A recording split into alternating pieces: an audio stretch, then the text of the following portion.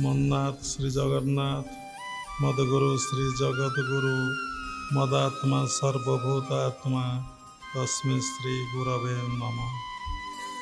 नीलाचल निवासाय नित्याय परमात्मने बलभद्र सुभद्राभ्यां जगन्नाथाय ते नमः। क्रियायोग परंपरार समस्त गुरुमानक मु प्रणाम करुछि। उपस्थित भगवत स्वरूपगण सबरी भितरे जगन्नाथ को उपलब्धि करी मु प्रणाम करुछि। साधना पाई बा भगवत उपलब्धि भगवत दर्शन पाई शुद्ध निर्मल पवित्र मनटिए दरकार।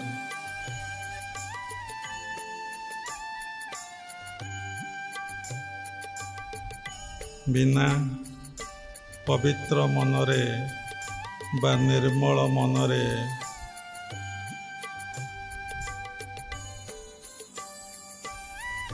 ईश्वर को दर्शन बा उपलब्धि करी हुए ना। तेणु सबु क्षेत्र रे गोटे निर्मल पवित्र मनटिए दरकार।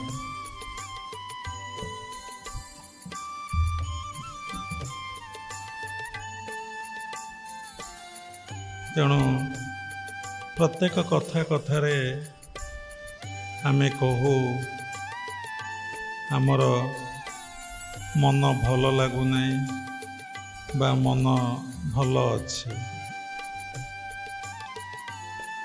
तेणु मन कौन आमे भल भावरे जानिने, मन कौन बुझिने।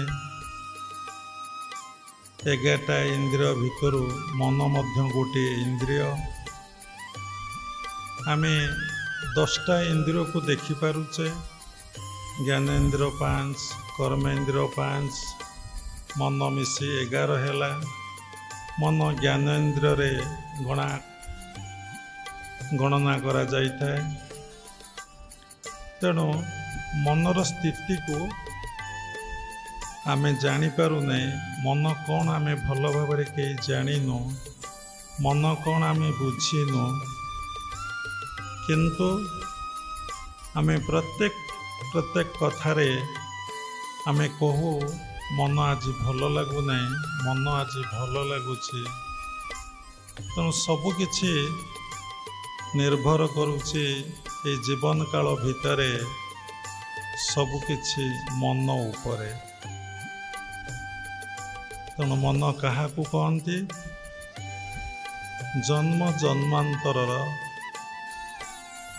समष्टिगत संस्कार को मन कहती। जन्म जन्मांतरर जो संस्कार समष्टि को मन कहती। थॉट्स इज माइंड, चिंता समूह को मन कहती। संकल्प और विकल्प वृत्ति गुड़ी को मन कहते। तेणु मनर संज्ञा अनेक। तेणु मन को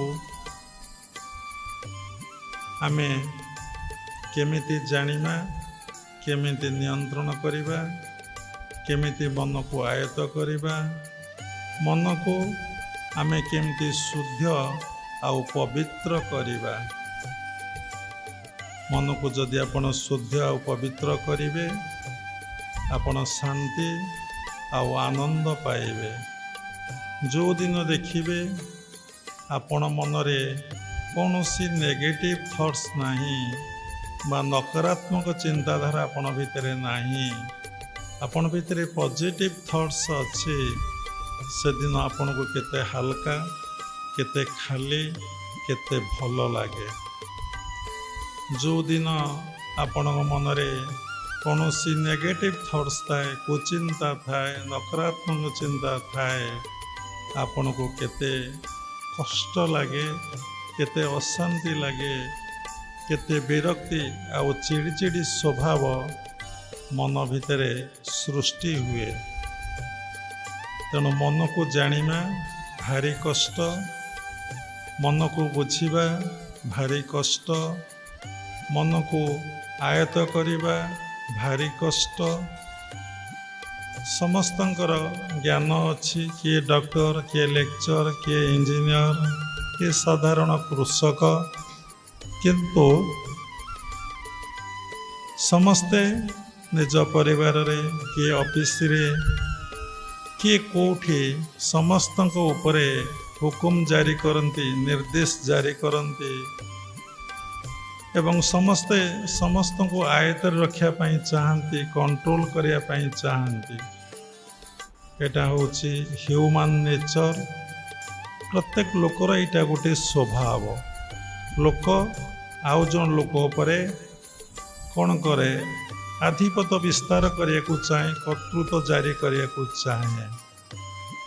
ମୋ ଅଣ୍ଡରରେ ତୁମେ ରୁହ, ମୋ କଥା ତୁମେ ମାନ, ମୁଁ ଯାହା କହୁଛି ତାହା ତୁମେ ଶୁଣ, ମୋର ନିର୍ଦ୍ଦେଶ ମାନି ଚଳ। ଗୋଟେ ଛୋଟ ପରିବାରରେ, ଗୋଟେ ବଡ଼ ପରିବାରରେ, ଗୋଟେ ଅଫିସରେ, ଗୋଟେ ଆଶ୍ରମରେ, ସବୁ ଜାଗାରେ ଲୋକମାନଙ୍କର ଏମିତି ଟେଣ୍ଡେନ୍ସି ନେଚର ଦେଖା ଦେଇଥାଏ। ତା ଦ୍ୱାରା ବହୁତ ଦୁଃଖ ମିଳେ, ଯନ୍ତ୍ରଣା ମିଳେ, କଷ୍ଟ ମିଳେ। ଦେଖନ୍ତୁ, ଏ କଥା କହିବାର ଉଦ୍ଦେଶ୍ୟ କ'ଣ? ଏ କଥା କହିବାର ଉଦ୍ଦେଶ୍ୟ ହେଉଛି, ଯଦି ଆମେ ନିଜ ମନକୁ ଆୟତ୍ତ କରିପାରିନେ, ନିଜ ମନକୁ ନିୟନ୍ତ୍ରଣ କରିପାରିନେ, ନିଜ ମନକୁ ଆମେ ଶାସନ କରିପାରିନେ,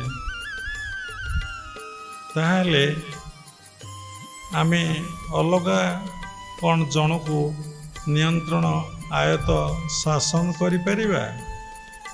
କେବେ ସମ୍ଭବପର ନୁହେଁ। ତେଣୁ ମନ ବହୁତ ଚଞ୍ଚଳ, ମନ ବହୁତ ଅସ୍ଥିର। ଏଇଠି ଆପଣମାନେ ବସିକି ସତ୍ସଙ୍ଗ ଶୁଣୁଛନ୍ତି, କୁଆଡ଼େ କୁଆଡ଼େ ମନ ଆପଣଙ୍କର ଚାଲିଯାଉଛି। ପ୍ରତ୍ୟେକଟି ମୁହୂର୍ତ୍ତରେ ମନ ଚଞ୍ଚଳ। ଏ ଦୁନିଆରେ ଯେତେ ଗତି ଅଛି, ଆଲୋକ ଗତିଠାରୁ, ପବନର ଗତିଠାରୁ ମନର ଗତି ଆହୁରି ତୀବ୍ରତର। ଏକୁଟିଆ ମନ ଦେଖିପାରେ, ଶୁଣିପାରେ, କଥା କହିପାରେ, କାମ କରିପାରେ, ଚାଲିପାରେ, ଉପଭୋଗ କରିପାରେ, ଖାଇପାରେ, ସବୁକିଛି ଯେ ମନ କରୁଛି, ଏ କଥା ଆମେ ବୁଝିନେ। ମନର ବିନା ନିର୍ଦ୍ଦେଶରେ ଏଇ ଯେଉଁ 10ଟା ଇନ୍ଦ୍ରିୟ ଆମ ଶରୀରରେ ଅଛନ୍ତି, କର୍ମେନ୍ଦ୍ର 5, ଜ୍ଞାନେନ୍ଦ୍ର 5, ସେ କିଛି କରିପାରିବେ ନାହିଁ। ସେ ଯାହା କିଛି କରୁଛନ୍ତି ମନର ନିର୍ଦ୍ଦେଶରେ, ମନର ପ୍ରେରଣାରେ, ସବୁକିଛି ମନର କଥାରେ ଏ 10ଟା ଯାକ ଇନ୍ଦ୍ରିୟ ପରିଚାଳିତ ହେଉଛନ୍ତି। ଆପଣ ଆଜି ଆଶ୍ରମ ଆସିଛନ୍ତି ମନର ନିର୍ଦ୍ଦେଶରେ, ଆଜି ଏବେ ପଳେଇବେ ମନର ନିର୍ଦ୍ଦେଶରେ, ଆଜି ବସି ଶୁଣୁଛନ୍ତି ମନର ନିର୍ଦ୍ଦେଶରେ, ଆଜି ଦୀକ୍ଷା ଗ୍ରହଣ କରିଛନ୍ତି ମନର ନିର୍ଦ୍ଦେଶରେ, ସାଧନା କରୁଛନ୍ତି ମନର ନିର୍ଦ୍ଦେଶରେ, ଯାହା କିଛି କରୁଛନ୍ତି ମନର ଆଦେଶରେ, ସବୁକିଛି ମନର କଥାରେ ଆପଣ ପରିଚାଳିତ ହେଉଛନ୍ତି। କିନ୍ତୁ ଆପଣ ଜାଣିପାରୁନାହାନ୍ତି, ଭାବୁଛନ୍ତି ମୁଁ ସବୁ କରୁଛି, ମୋ ଦ୍ୱାରା ହେଉଛି। ତେଣୁ ମନ କ'ଣ? ଏବେ ପୂର୍ବରୁ ଆମେ ଉପସ୍ଥାପନା କଲୁ, ଜନ୍ମ ଜନ୍ମାନ୍ତରର ଅନେକ ଅନେକ ଜନ୍ମ, କୋଟି କୋଟି ଜନ୍ମର ସଂସ୍କାରର ସମଷ୍ଟିକୁ ହିଁ ମନ କୁହାଯାଉଛି।